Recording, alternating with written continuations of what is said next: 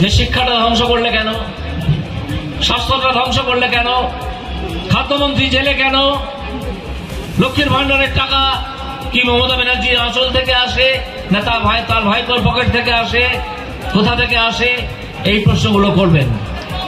তোমার মুখ্যমন্ত্রী, যাকে আমরা আর মুখ্যমন্ত্রী বলে মানি না, আমি তো মানিই না, কিভাবে বলতে পারেন যে ভারতবর্ষের বিচার ব্যবস্থা নাকি বিজেপির বিচার ব্যবস্থা?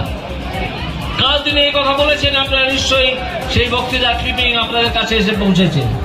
আমি প্রশ্ন তুলেছি যে এখন খোঁজ নেবার সময় এসেছে যে এই মমতা ব্যানার্জি ভারতবর্ষের নাগরিক নাকি তিনি অন্য কোথাও থেকে এসছেন?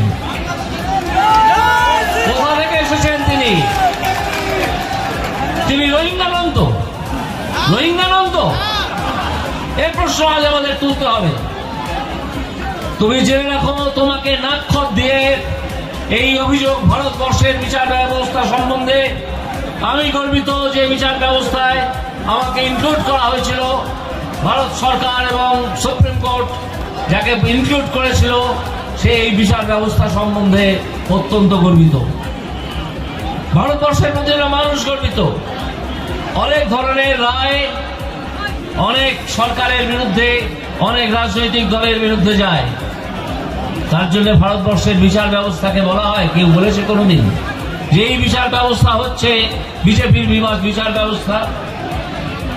যদি বিজেপির বিচার ব্যবস্থাই হবে তাহলে ইলেকশন বন্ড কিভাবে সুপ্রিম কোর্ট সেটিসাইড করলো? নির্লজ্জ মিথ্যাচারী মুখ্যমন্ত্রী এই মমতা বন্দ্যোপাধ্যায়।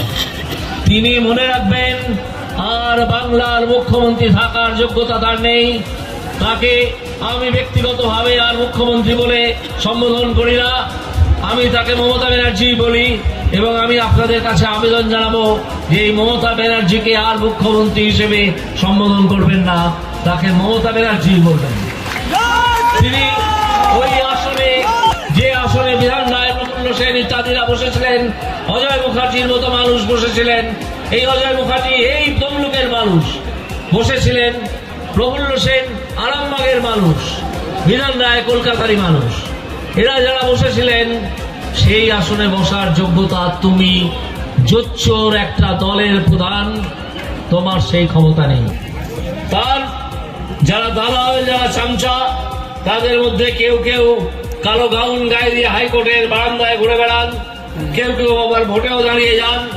এই দালালরা বলেছে যে সম্পত্তির হিসেব ইলেকশন কমিশনকে দেওয়া হয় ভোটের সময়, সেই সম্পত্তির হিসেব দেওয়া হবে। কিন্তু তোমার বেনামে থাকা থাইল্যান্ডের বাড়ি, দুবাইয়ের হোটেল, সেসব কোথায় যাবে?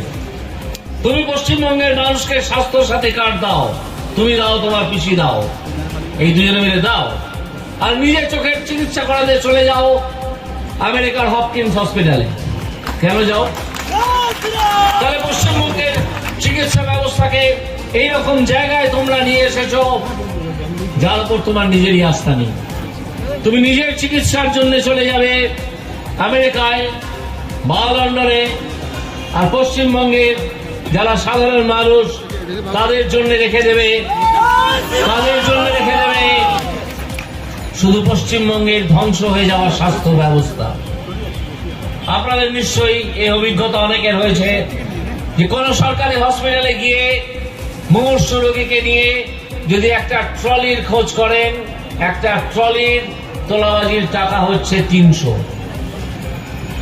টাকা। আপনি একটি দালালের হাতে গুঁজে দেবেন, যে দালাল তৃণমূলের সদস্য, আপনারা খোঁজ দিলেই জানতে পারবেন, তার মুখ অনেকে চেনেন এলাকার মানুষেরা, তখনই তো আপনি একটা ট্রলি পেয়ে যাবেন।